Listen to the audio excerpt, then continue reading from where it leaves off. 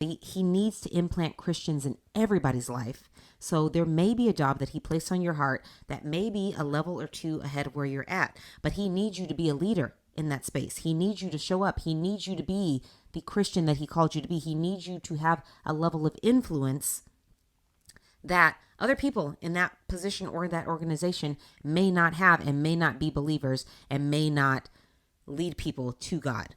He still needs you in that. But somebody might have come along and told you that you aren't qualified. You're not leadership material. And it's probably not even the hiring manager. You probably haven't even put in for the job. You've let that person stop you now from a calling and a placement that God has put in your life that he needs you to be in and show up at. There also may be a delay in starting a business or a ministry or just a big project that God put on your heart because someone told you, that's too risky. I don't know. I've never known anybody who was successful in doing that. Okay. And you've let somebody stop you now and get in your head and stop you from doing what God put on your heart to do. He didn't ask that person to come along and tell you anything, likely. But you have let that stop you.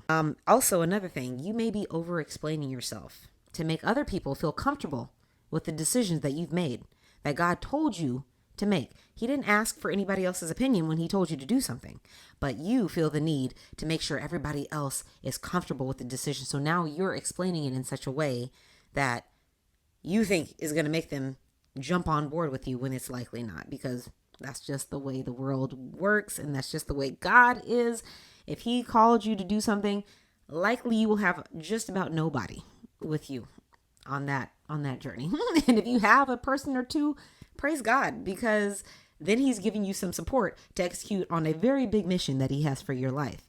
However, do not let people stop you from making that decision and making the moves.